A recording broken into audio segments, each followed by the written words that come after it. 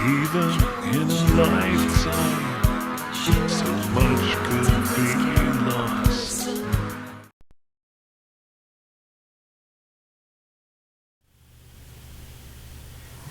Welcome everyone to Polar Bears International's Tundra Connections program. It's polar bear season here in Churchill. We're coming to you live from Tundra Buggy 1. We're right on the shores of Hudson Bay with Arctic winds and polar bears just outside our windows. So for those of you that were just on our last broadcast, welcome back. And for those of you just joining, we have a really exciting webcast for you. Today we're talking about Arctic adaptations. The audience for today, the targeted audience, is grades 4 through 8. But if you're a second grade class on, stay with us. You'll learn a lot too. And if you're, a teacher over her lunch break checking us out, stay on as well. So let's get started with a little bit of logistics. If you have questions as we go through the webcast, I want you to send them to questions@pbears.org. So that's one option. All right, questions@pbears.org, or you can put them in the chat window. If you're able to type in the chat window, you can put them there. If you're not, it's fine. You have another option. And for those of you that might be on Edmodo, Polar Bears International has a great community on Edmodo, so you could even put questions there. So 3 different options for you because we want to hear from the students. We'll take some time for Q&A at the end. So let's get started, and we'll meet our panel. We'll start with Alysa. Sure. Hi everybody, my name is Alysa McCall. I'm at the University of Alberta in Edmonton, Alberta, Canada, where I work with Dr. Andy DeRoche. I study the polar bears in this population, the Western Hudson Bay population, and I look at their movements on the sea ice with GPS collars, and I'm tracking how their movements are changing with the changing sea ice conditions.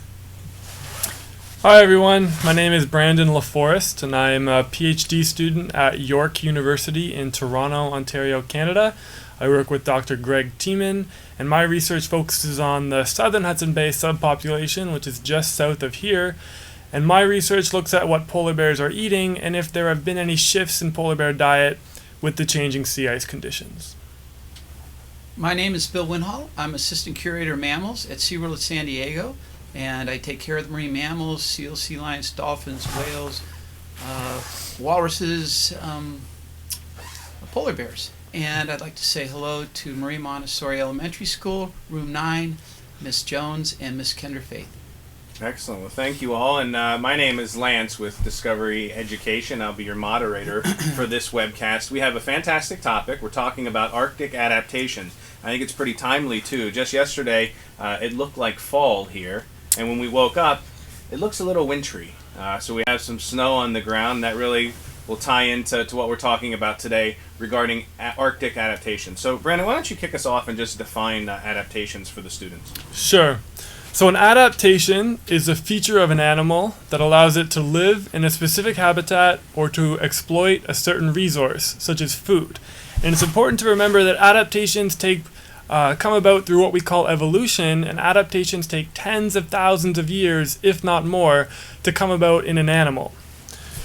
So adaptations definitely don't come about, say, overnight or in the lifespan of one animal. It's a very long process that leads to animals being adapted to specific environments.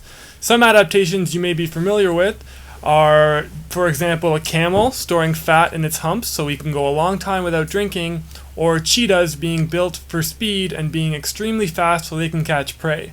And when we talk about adaptations, there's no better animal to talk about than the polar bear, as they are extremely adapted to this Arctic environment. Excellent. Thank you, Brandon. One animal that's not particularly adapted to this environment that I found out in the past couple days are Southern Californians. So Bill lives in Southern California, and when he came up here, he had a little trouble adapting, so why don't you just take a look? Let's roll the video. So, Bill, are you having a good time up here? Oh, this is great in Churchill, but a little different than San Diego. Yeah, how so? Well, we got a polar bear out there, and actually, I'm getting a little chilly. Yeah, you don't seem really prepared in terms of your clothing.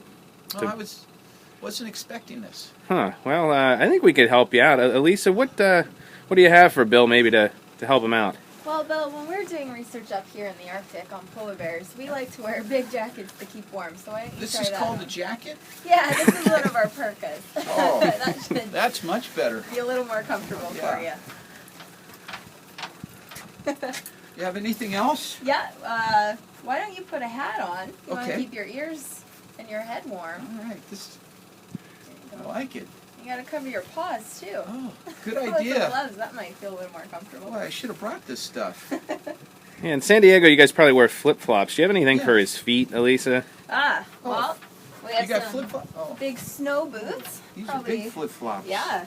Keep your toes a Wow. little warmer than Are they my San Diego. size? They might be a little big for you, but you could try them on. Oh, perfect, So, perfect. so I think you're all set. That'll take care of you. Oh, you know what? Yeah, don't forget some pants. Oh, that's You need right. to cover those knees up. Yeah, the legs aren't that Give you some attractive. No. All right, well, thank you, Lisa. You're welcome.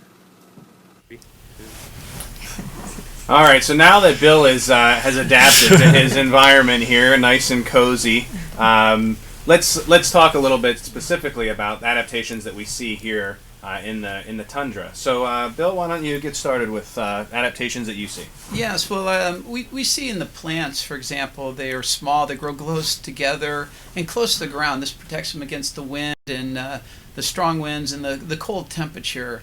Also, the flowers that flower here have a short season. It doesn't stay summer for very long here, and it doesn't get real warm, so they bloom quickly. They have a lot of dark color so they can absorb the solar heat. They can only use the top layer of soil because of the permafrost, so they have to have shallow roots. And some plants can even survive on bare rock, like a lichen. The other thing that I noticed right off when I got here was the ptarmigans. I got here and there was no snow, and the ptarmigans were bright white, and an Arctic hare was bright white, and it doesn't quite fit in. It stands out quite a bit, and so that adaptation works a little better when there's snow, but since things warmed a little bit here, it's a little later in snowing. And also another thing is the fox. You see the fox here too, and they have some adaptations. The fox has small ears compared to the desert fox. So the Arctic fox, small ears. Desert fox has large ears, and the polar bear also has very small ears. And in the winter, the Arctic fox turns lighter white, and its prey can't notice it as well, and or until it's too late. And its thick coat allows it to survive the freezing cold weather. Thick hair on the pads of its feet protects their feet from freezing and helps them walk on ice. The ptarmigan,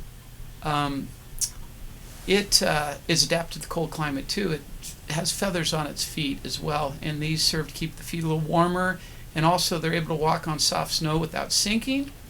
Their thick outer feathers can keep the snow and wind out, and the inner feathers, the down, keeps the heat warm there. Beluga whales, one of my favorite animals there, they blend in quite well being white. They wouldn't blend in very well if there wasn't snow and ice. Also, to conserve heat, I guess you can say they don't have a dorsal fin, they have a dorsal ridge, and they can also use this ridge to break through thin ice if they need a place to breathe. Their pecks are not large, they're small. Their vertebrae aren't fused, so they can look around for that air hole, find a place to breathe. And they can also swim backwards, and they have these small pectoral fins too, so they don't lose a lot of heat through their pectoral fins. The walrus, on the other hand, has a big layer of blubber, keeps him warm, his thick skin there. Not only gives them insulation for the freezing water, but the strong winds up here that we just saw earlier. They're flippers. The bottoms are very bumpy, so the walrus can grip the ice. He can also use his tusks to help him get out of the water. We like to talk about baby seals. The ring seal over here is born with a white coat, which makes it hard for enemies to spot, and they're even in a snow cave or a birth layer, so it's harder for the polar bear to find, or the Arctic fox. And Lance, it's real interesting to compare an Arctic seal with an Antarctic seal. The Antarctic seal doesn't have a land predator like the polar bear, so they have some. So the Arctic seal has some adaptations the Antarctic seal doesn't have. Like they'll have a few breathing holes, so that they come up in one hole and maybe there's a bear there, or they sense a bear around there. They can use a couple other holes. The The Antarctic seal will use one, and there'll be a bunch of them, and they'll all share it. They'll also lay on land, and we don't see the ring seal on land. They'll lay near an ice in an ice breathing hole so that they can escape. But the Antarctic seal, well, they'll have a bunch of them laying by one opening, and we all know how that works when there's a crowd trying to go through a doorway. It can be trouble if there's a polar bear after you. So the Antarctic seal doesn't have to worry about that. The ring seal does, so there's one animal laying near one ice hole. They also stay semi-awake when they're resting, and the Antarctic seal is very much asleep when it's resting. And like we talked about earlier, the ring seal has a protective layer or a snow cave, and so it has shelter and is protected from other animals. The Weddell seal is right out there in the open. How about you, Brendan? You got some animals there that you want to talk about? Yeah, real quick though, a question just came in, and Bill, since you were talking about just a variety of animals and adaptations, Yes. This is from Malcolm. He wonders about the walrus and what he uses its tusks for. Yeah, he does use it to help him climb out of the ice. They also use it for display and also fighting. They have that real thick skin, so if they do fight with another male over a female or something like that, they do have the protection of the thick skin. So they do use it for those two reasons. They don't dig up clams or anything with it, but those are the two reasons. Excellent. Thank you, Bill, for getting us started. Brandon, you want to continue maybe get into the polar bear adaptations? Sure. I think one of the best ways to talk about polar bear adaptations is to compare them to their closest relative, which is the grizzly bear. So a long time ago, tens of thousands of years ago, there weren't any polar bears, and they started evolving off of grizzly bears. And they did this because the Arctic environment opened up, and there was a space for a top predator to come in. So polar bears evolved off of grizzly bears over a long period of time. What's important to remember as we talk about polar bear adaptations and compare them to grizzly bears is that animals can't de-evolve. Animals don't go back to their ancestral state, and adaptations take thousands and thousands of years to come about. So, like I mentioned before, adaptations don't happen in short periods of time. They happen over a long period of time, much longer than the climate changes that we're seeing now. So if we're going to compare grizzly bears and polar bears, I'm going to start by showing you their claws. So if you can take a look at these two claws I'm holding here, which should be on your screen now. This one is from a grizzly bear, and this one is from a polar bear. So the grizzly bear claw is a lot longer, and it's not as sharp. And that's because grizzly bears are omnivores, meaning they eat plants and animals, but over 90% of their diet is actually plants. So what grizzly bears do is they're using their claws to pick up rocks, to pick up stubs, to look around and look for insects or berries or other plant material, and that's what they use their claws for when they're looking for food. Polar bears, on the other hand, are extreme carnivores. They only eat meat. So this sharp claw that you can see here, this one is the polar bear's sharp claw, and it's used to catch seals and for tearing flesh. So it's much sharper than the grizzly bear claw, which is more for manipulating objects. The polar bear claw is also really valuable because it helps them get traction on the sea ice. The next difference I'm going to talk about between polar bear and grizzly bear is their teeth. So if you look at this skull that we have here, let me hold it up for you. We can see that polar bears have really large incisor teeth, and they use these for tearing flesh, as their main component of their diet is seals, sometimes whales, but they're true carnivores. They're only eating meat. Polar bears have some molars back here, but they're really underdeveloped because molars are used for mowing down plant food, which polar bears don't do. So the molars on a polar bear are much smaller. If we had a grizzly bear skull here, you would see that their molars are much more developed to deal with the grizzly bear's omnivore diet, which takes in a lot of plant material. So that's one example of why polar bears don't exploit terrestrial food sources and why they won't be able to in the future. They just don't have the teeth to do it. The next example I'll talk about is if you look at a polar bear and a grizzly bear, their necks look very, very different. So if we could pull up a picture of a polar bear and a grizzly bear beside each other, you'll see a big difference in their neck shape.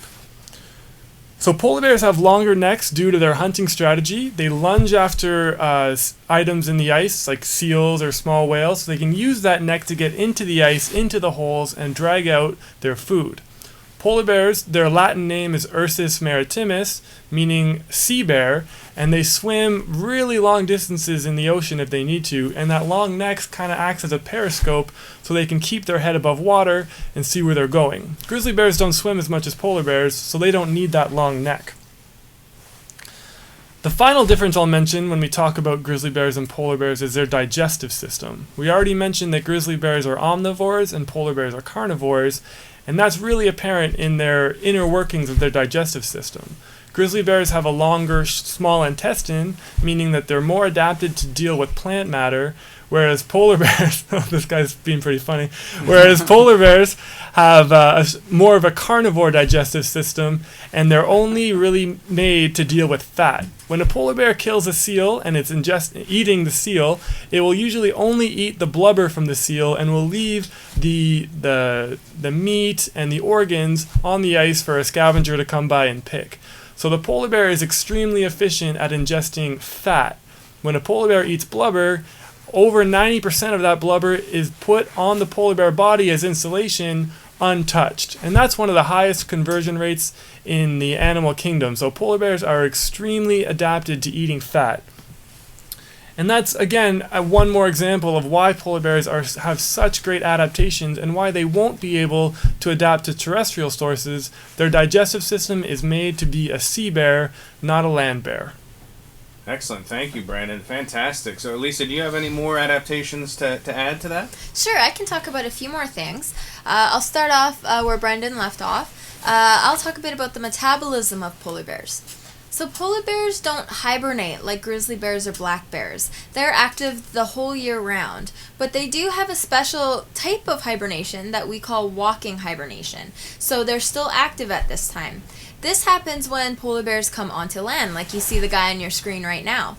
So at this time of year, he's on land and he's obviously not hunting the seals that Brandon told everyone that he needs. So his body is slowing right down, and these guys are being pretty lazy bears right now because they're trying to conserve their energy. They don't have any reason to be walking a long ways right now. They're just going to wait until the sea ice comes back, and then they'll start hunting. So right now, like I said, they're conserving energy. You see a lot of the bears doing what this guy's doing right now, just kind of rubbing around. They will play a little bit with each other. They're pretty happy today because it's cooled down. When it gets really warm in the summer, it's not very comfortable for these big polar bears. Another adaptation related to the metabolic rate is female polar bears. So pregnant females, about right now, they're going into their dens. So they're going to give birth in approximately December. So in a few months, they'll give birth. And then they'll take those cubs out of the dens in about March, and they'll go to start hunting seals. So if you think about, they came off the ice in the spring, and they're not going to go out until next spring. They go about 8 months without eating. And this is one of the longest stretches in the animal kingdom for a mammal to not eat. If you can imagine not eating for 8 months, humans just wouldn't be able to do that. During this 8 months, it's not like the mom is just resting. She's caring for her young, and she's nursing them, which takes a lot of energy. And polar bear milk is very rich. It's about 33% fat. Humans in the store, we buy about 1% milk. So if you can think of 33% milk for polar bears, the cubs are able to grow very, very quickly. So this is a great adaptation to get those cubs strong and healthy so that they can go out onto the ice and mom can teach them how to start hunting. I can also talk about their fur. So everyone knows polar bears are white and they have very thick fur. But their fur is actually more clear in a way. So they look white, but they can look different colors depending on the light of day. Sometimes they look a bit yellowish, sometimes they look a bit orangish. Their fur is actually hollow. So this hollow fur helps them trap warm air close to their body, and along with their fat, it's even better insulation to keep them warm. It's of course very, very thick. It's not maybe as soft as it might look. It's a little bit coarse, but it has multiple functions to keep polar bears warm and happy, especially when it's snowing on days like today. We can also talk about polar bear feet, which are pretty special. So polar bears have huge feet. This is a mole. Oh, you'll see a picture right there. So those are 2 back feet of a polar bear. They're about the size of dinner plates. So they're very massive. This has a few functions. It helps them distribute their weight over 4 paws very large, which helps them walk on ice. So sometimes we can see a 700-pound polar bear walking over some ice that a human would fall through. It's really quite amazing. They have fur on their feet that helps again, keep them warm and also gives them some traction along with the claws. And they have, their pads are very specially designed. They're kind of like a winter tire. They have little bumps on them that help them stick to the ice so they're not slip sliding around like, again, humans would do. What's also very cool about their paws is that they have scent glands on their paws, and that's often how polar bears will find each other out on the ice. So in the spring, when polar bears mate, the males will search for very long distance trying to find a female, and the best way to do that is when they run across female tracks, they'll sniff those tracks and they can pick up her scent, and they'll follow her for many, many, many miles until they come across the female. So that leads us into their sense of smell. Polar bears don't have the best eyesight like most bears, but their sense of smell is just amazing. There's been reports that polar bears can smell up to about 20 miles. That might be a little long, but we think that definitely they can smell a seal up to a mile away. And when they're hunting, they'll wait on the ice, and there will be a hole underneath a layer. And when the seal pops out, they can smell the seal's breath through that ice, and then they'll pounce through the ice and catch the seal, just as was already explained to you. So their sense of smell is just absolutely amazing. They can smell way farther than we could. And if you think about it, they're out in the middle of the ice. There's no landscape really to see. They have to be able to smell to find their prey, or else they wouldn't be able to see it. So it's a pretty amazing adaptation. And I think, Bill, you actually have a couple examples of polar bears smelling stuff in the zoo. Yeah, we try to keep our polar bears entertained, enriched, and what we'll do is we'll hide little smears of peanut butter or cream cheese or grapes or something, hide them in different places, and maybe yogurt, and hide it under the ice even. And the bears find it right away. It takes hardly any time, but it keeps them busy. They have to hunt for these little treats. Fantastic. This is, it's the polar bear is absolutely amazing in how specialized it is. There was one question that came through. Could we get the mold of the foot again, and just sure. Maybe can we zoom out, maybe just hold it next to Brandon's head to show a comparison? And this isn't even as big as feet can get. This is kind of a medium-sized polar bear foot, so it's pretty big. Brandon's got a medium head, too. Yeah. You wouldn't want to encounter a polar bear. Right. No. So, Bill, why don't you talk to us a little bit about just kind of how specifically adapted the polar bear is for here? Yeah, it's this is where the polar bear needs to live. We were talking earlier, I see ravens out here. I see ravens in San Diego. Those guys are generalists, or they can fit any niche, they can eat anything, live in almost any environment. They're scavengers. The polar bear is specialized for eating here in the Arctic, and eating off ice and eating seals. So if a seal is in the water, the polar bear is not going to catch the seal. But if the seal's on ice and comes up through one of those breathing holes that it has, might have 3, the bear is going to probably get that seal. So it's very much adapted just for this area, specialized for this area, as Brandon has told us. And what we're seeing here is we're seeing less ice. It forms later and it melts earlier. And so this has sort of affected the bears in that their body condition. They're a little lighter, thinner, fewer cubs, and even the cubs are maybe not in the condition that it was like in the 70s. And in fact, the studies here in western Hudson Bay, right here where we are, they counted about 1,200 polar bears in 1987, and there were only 935 in 2004. 22% decline, and there's no reason to believe that the numbers still aren't declining, but it's not hopeless. It's important to remember time still remains to save the polar bears and the Arctic by reducing greenhouse gas emissions. And we can all do our part, and I think Lisa has some good suggestions, or Lance. Yeah, do you have some Yeah, suggestions? there's a few little things that everyone can do that they really add up quite fast. Just simple decisions every day. When you leave a room, just turn off the light. I know it seems really hard to maybe find that connection between turning off a light and saving polar bears way up north, but anytime we can reduce our energy, we can save polar bears. So turn off the lights, turn off TVs when you don't need them, ride your bike if you can, walk to school. A big thing is asking your parents to turn off their vehicles when they're maybe picking you up or dropping you off at school. Idling engines for too long puts just really unnecessary carbon dioxide into the air, and there's no need to do that really. One of the best ways that you guys can help is to educate yourselves. Keep asking questions. If you're passionate about something, go after it. We're all scientists here, but we're not done learning. We still have so much to learn.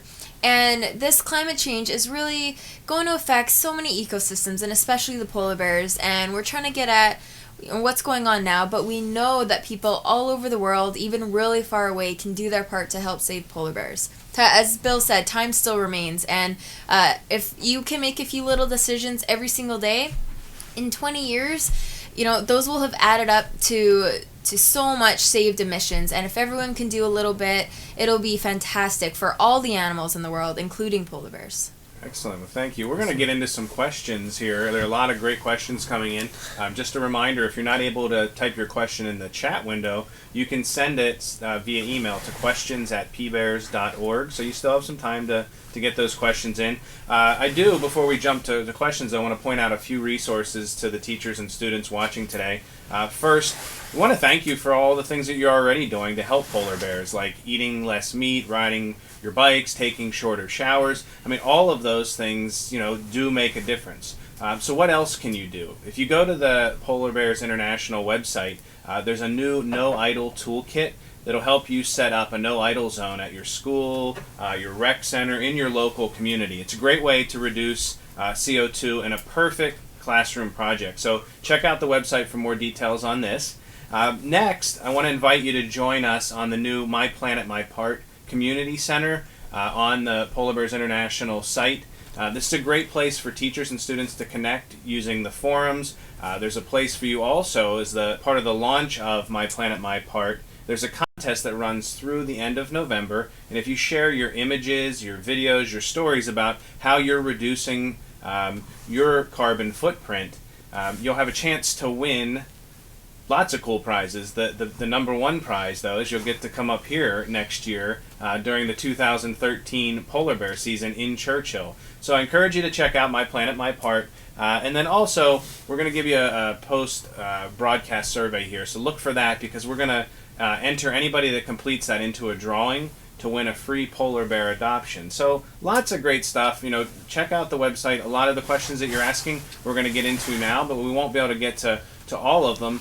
But this is a great site, polarbearsinternational.org, to find those answers and discover those answers together. So let's jump into some questions here. First one, let's see. So this is from a class in Charlotte, North Carolina, Miss CK's class. Two questions, actually. What plants just grow in the winter? And I think, Bill, you talked about it a little bit early on. Can you just refresh her on that? What plants grow only in the winter? Only in the winter. That's a tough question. I think, actually, I'm sorry, she has only in the winter / only on the tundra, I believe, is what she's referring to. Well, there's some willows out here that are pretty unique to the tundra. I don't know the genus and species. Mm-hmm. And boy, we saw a lot of moss and lichen that were unique out here.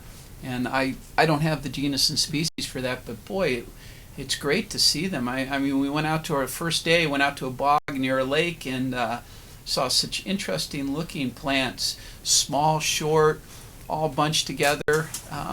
Oh boy, it was incredible. And some of the lichen here is really neat to look at. And I'm sorry, I do not know the genus and species, but boy, it was pretty impressive when we went out there. Don't you agree, Lance? Oh, I do. Mm-hmm. It was strange to feel that on your feet. You were almost bouncing on the mosses and lichens. And BJ found some cranberries for us. He did find some berries for us. So then the next question, sort of related to cranberries, to berries, is from Charlotte as well. Why do polar bears only eat meat? I know we talked about the adaptation a little bit, but Brandon, can you address that one? For sure. Polar bears only eat meat for the reasons we talked about, where their teeth are designed to get meat, their digestive system is designed to digest meat. But the other reason is that they don't get nutritional value from food sources on land. And that's because there's just not enough of them for polar bears to take in. So we do see polar bears munching on some berries, munching on some kelp in the summer, but it's more of a way to avoid getting too bored. They only eat meat because their diet, they're so specialized to ingest fat and blubber from seals. So it's just a matter of that's what they're adapted to do. And when we talk about adaptations, polar bears are so specialized that there's no other way for them to do it but eat blubber. Yeah, how many berries would you have to eat to weigh 1,500 pounds? There's not enough berries in this area. Quite a few. I might just add to that too. The fact that they mostly eat blubber means that polar bears can metabolize their own water. So when they're out on the sea ice, they don't need to worry about drinking a lot because they have that within them. Now, if polar bears only really had the protein or the meat, or they only had some carbohydrates like we find in berries and plants, polar bears would also have to seek out fresh water sources, which would expend more energy for them. And they'd rather not do that. They'd rather just have their own water, which is another bonus to them eating blubber. That's great. Excellent. This question came in. I want to make sure I reference both students. So Nicole put this in the chat window, and then we also had a similar question come from Lafayette, New York, a 7th and 8th grade classroom. Both of these questions asking about best part of your job, how long have you been studying polar bears? So can you guys just maybe talk to the students a little bit about how you got into this field? Sure. I guess I can start with that. I always really loved animals, and I decided that is what I wanted to go to school for. So I actually started out studying mice and then toads for a while. And I just really loved research, and I got an opportunity to do polar bear work, and of course I said that would be fantastic. So this is my 3rd year studying polar bears. I've got to do a few field seasons here in the fall, and I've also gone out in the springtime to look at the mom and cubs, and it's been just fantastic, and I wouldn't have done it without getting an education. So if you guys are interested in something, just go after it, because you never know what's out there, and it's pretty awesome being out here, as I think these guys agree. Excellent. Brandon? Yeah, so this is my 2nd year studying polar bears, and I study a little bit south of here, but very similar to Alysa, but I don't get to play with the cubs like she does. You asked what my favorite part of the job is, and definitely it's interacting with the bears and learning from them. But the other really great part of the job is what we get to do right now. And it's really fun to talk to classrooms, especially through this great program where we're talking to classrooms from all across the world. So I guess getting to share my passion is probably one of my favorite parts of this job. Oh, that's neat. And I know I took a part-time job many, many years ago. And while I was going to school, because I was interested in a lot of different things, and that part-time job became my career. But I was always have been going to school because I think that gives you so many more options if you want to be something so badly, and for whatever reason it doesn't happen to work out.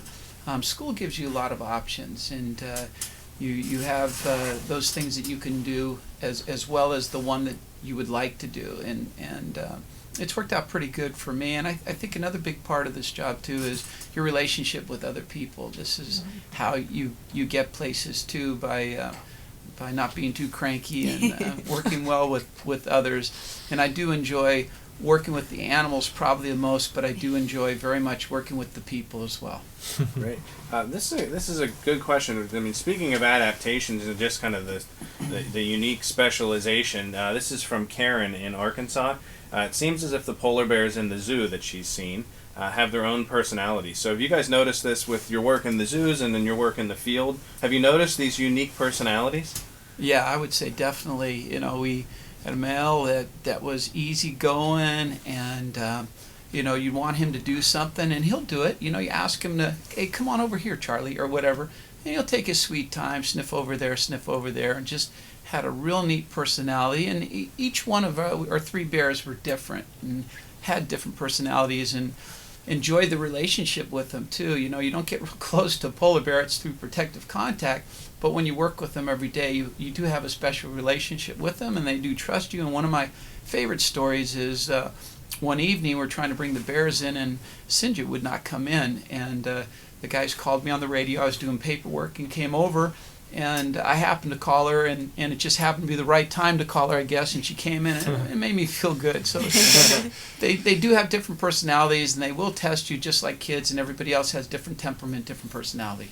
Excellent. Do you guys have any comments? There was a question, too, kind of connected to that, about, this was from Texas, Fort Worth, Texas, about play. Like, do polar bears play while they're out here?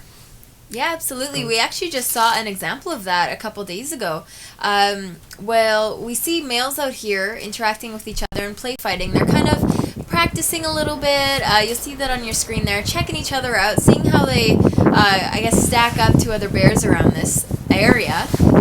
This doesn't become real fighting until the spring, where they seriously fight over females. So right around now is kind of practice time. We see siblings fighting quite often, just like human siblings. They'll kind of wrestle around. Mom often just lets them sort it out for themselves, and they'll play a little bit. We saw a couple siblings sparring the other day, which was really great. They were just outside our buggy and kind of pushing each other. It seemed like one of them wanted to play a little more than the other one, just again, like in human siblings. So they definitely are very playful animals. They've got a lot of curiosity and a lot of spunk. So they're always... if they're in the mood, they definitely want to play. And Alysa, would you say that the younger animals tend to play a little more? Absolutely. I think the older bears seem to do a lot more resting. I think they're maybe more comfortable with themselves, and they know they're big, they know they're tough, and they're a little older, so they're a little slower maybe. But the younger bears, they're still figuring out where they fit into the polar bear world, and we're more likely to see the young guys sparring a little more often. So. Awesome, thank you. So let's get to some more questions. A quick final reminder: if you have questions, get them in now. Just if you can't put them in the chat window, and we have folks from Polar Bears International in there answering questions as we're going through. If you can't do that though, you can always send your questions to questions@pbears.org, and we'll do our best to get a few more here. So I'll just jump around here. Mrs. O'Connor's class in North Syracuse, New York. Mrs. O'Connor, I'm going to be in Syracuse, New York in a couple weeks, so maybe I could swing by and see your class. How do polar bears adapt in the summer? Because when we've talked about all the special adaptations, I mean, to me, and I'm not a polar bear scientist, it seemed like kind of some things that they would have challenges with in the summer when it gets a lot warmer. Sure. I can take that one. Hello, Miss O'Connor's class. Thank you very much for the question. So you asked how do polar bears adapt in the summer. And when we talk about adaptations, they're, like we mentioned before, the processes that take a very long time. So polar bears have a way of waiting out the summer right now, and that's through not expending much energy. That's through trying to keep cool in the hot summer, maybe staying by the coast when the cold wind will come in and keep them warm, or keep them cool, excuse me. But polar bears don't have time to adapt to longer hot summers that we're seeing now. So it's not a matter of the bear adapting to the longer summers we're seeing through climate change. It's a matter of us trying to reduce these longer summers through reducing our emissions and doing our own little part at home. You know, along those lines, some people ask at different parks and stuff like San Diego, doesn't seem like a natural place to find a polar bear. Mm-hmm. And we have some things that we do, but I also want to mention that, you know, it gets 80, 90 degrees out here sometimes in the summer, but we have ice machines producing snow, and they like to come out first thing in the morning, rub in that snow like we just saw out here after the first snow.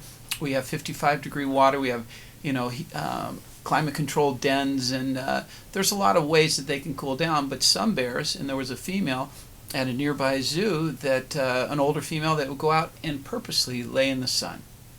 Interesting, very interesting. Let's see, a couple more. There are just a ton of great questions that you guys are asking. I just saw one here. We got the one on play. How about the one on the teeth? This was an interesting adaptation. This is fourth grade students at St. Bridget. Do baby polar bears have different teeth from their parents? Because I guess, you know, fourth grade students, some of their teeth are falling out. Okay. Oh, that's a good question. They definitely have smaller teeth, absolutely, but I'm not too sure if, I don't think they get baby teeth like humans do, and then, you know, humans have baby teeth, then they fall out, and then they get adult teeth. But I think polar bears are born with the teeth that they have as adults. Do you guys know? Can you answer that better? It might be something for you to research at home Yeah. and get back to us. That's a very good because question. You might have stumped us. Yeah. You know what's a really cool thing that I just learned from all of these wonderful, really smart scientists? Can you guys tell, like, what there was that one little nugget about teeth that you can find out a specific piece of information by looking at a tooth? Sure. I can take that one. So the way that we find out how old a polar bear is that we can pull a tiny tooth there on your screen. That's called a premolar. And that's a tooth that is left over from the grizzly bear ancestors that Brandon talked about. So polar bears don't need it anymore. Now we can pop that out and we can cut that in half, and it has rings just like on a tree. And we count those rings and we can find out how old polar bears are. Those rings happen because polar bears go through this phase right now where they're not getting any nutrition. So the tooth isn't adding anything to it. But once polar bears go eat again, then the tooth can add some more enamel. So we get those rings around it. So I believe that in zoo bears, because polar bears in parks, they get fed year-round, so they don't have those nice little rings that wild polar bears have that are so useful to scientists. And building on that, Alysa, I think we just figured out the answer to that question, and that if we're counting the rings of polar bears, they're keeping those teeth from when they're born. There you go. Yeah, So- I think yep, there you go. I think we answered it. Yeah, 2 in 1. Excellent. There are a bunch of questions. So the Pinkerton class, great questions. Lots of them in here. Let me get to at least one of them. And this one is, it goes along, you know, are people able to train polar bears, and are people specifically able to play and be on the ground with polar bears? And I'll let Bill talk about That's a good question. Well, actually, the polar bears learned very quickly, and we were surprised when we first got bears. We worked quite a bit with dolphins and sea lions and walruses, and we got polar bears, and they were very quick to learn. We had to train them through protective contacts, so they were just on the other side of the mesh from us, so you couldn't take his paw and pick it up or open his mouth with your fingers, because that would be too dangerous. So we don't go inside with the bears, even when they're very, very young. We respect their nature, which is and can be an aggressive one, and we work on our relationship with them, but we work through it safely through protective contact. But they catch on very quickly. We did a hearing study to learn some information that would help these bears out in the wild, and that's a lot that we do in some of the zoos, hearing and scent studies. But we did a hearing study, and we'd be working one animal, one of our 3 bears, and the other one would want to get in. When's my turn? You know, banging on the door, you know, wanting to come in, and then laying down right in front of us where we normally do the hearing study. So they learn very quickly. We love working with them. We like creating a rich environment for them, but no, we do not get inside with them. Okay. This is a question, another one from New York. So Mrs. Earle's class, 4th grade class, and this connects, I think, to another question that was asked in another chat room, was, does a polar bear have a predator? So Brandon, maybe you could answer that. For sure. So polar bears don't have any predators, but they are hunted sometimes by humans, and this has been going on for thousands of years by First Nations communities and Inuit communities in the north. So they are hunted, and they are still hunted today, but it's a subsistence way of living, meaning the animal is completely used, and it's a very natural way of living, and it's a very traditional way of living. So they are hunted, but not at extreme levels and not at any levels that contribute to their decline when you compare that to climate change. Climate change is the main driver towards polar bears having some problems up north right now. Excellent. Well, lots of great questions. We really appreciate all the questions that you've submitted. Alysa, maybe just a closing thought, because this one came through a bunch of times. I think you guys addressed really well, but just to kind of drive it home. And I saw the question come in, well, you know, if the polar bears are threatened, endangered up here, could we just take them and put them in a different spot on the planet? That's a good question. So we have ecosystems in the planet, of course, and I'm sure you guys have heard of food webs, and each different place on Earth has a specific connection of animals and plants, and to disrupt anything in an environment can totally throw everything out of whack. So even though polar bears might be struggling a little bit in certain areas, it doesn't really solve the problem to move polar bears, say, to Antarctica, which is what people will suggest sometimes. It's not a natural environment. And then we have to think about all the animals in Antarctica. They're not going to be very happy if we move polar bears down there.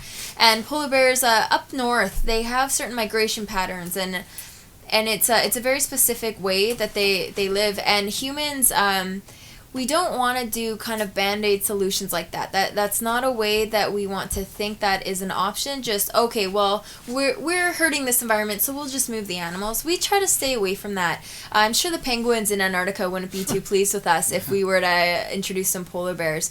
So right now, we're not looking at that as an option to ever translocate polar bears. We more want to preserve the environment that they have now. We're going to keep them in the north, and we're going to hope that everyone can do their part to help keep them in the north for a very long time.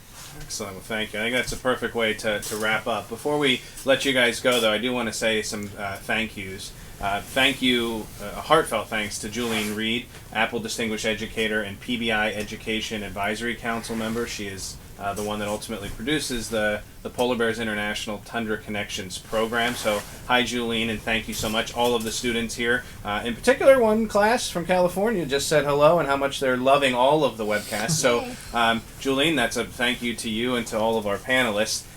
Also, check out the full schedule on Polar Bears International, the Tundra Connection schedule. We're just getting started this week. There are more webcasts over the next couple weeks, so come back, bring your students. Lots of different topics, big bears outside, cold winds, so you'll get to learn a lot more from these amazing scientists and researchers. Also want to thank our platinum sponsor, Frontiers North Tundra Buggy Adventure. We are in this wonderful tundra buggy that's keeping us safe and warm and giving us the ability to broadcast out here and bring this amazing experience to all of you. So thank you to Frontiers North. Support's also been provided by Pearls of the Planet, a part of project of Explore.org, direct charitable activity of the Annenberg Foundation. We're also grateful to Parks Canada and Tanberg, which is now part of Cisco Systems. So a lot of folks, point being, thank you, thank you, thank you. A lot of folks making this possible. Really want to thank all of you as well for joining us, because it really is, as our scientists have expressed, you guys are the ones that can make an impact with your actions, reducing your carbon footprint. So make sure that you check out a couple different things on the site that we talked about earlier. Check out the No Idle Toolkit. It's a great project to work on as a classroom or an after-school club. Check out My Planet, My Part. You can see the community there, engage in discussion forums. You can submit your videos and pictures and participate in our kickoff contest, which runs until the end of November. And of course, we're going to have a survey here that they're probably putting in the chat window as I speak. We'd love to hear your feedback about the Tundra Connections webcast today, and we're going to be raffling off a polar bear adoption. So fill out that survey and let us know. So, for all my colleagues, on behalf of all my colleagues in Polar Bears International, we want to thank you for joining us today for Tundra Connections. Stay warm, stay safe, do your part, reduce your carbon footprint, and we'll see you next week. Thank you. Thank you. Thanks. Bye. Bye, Ken.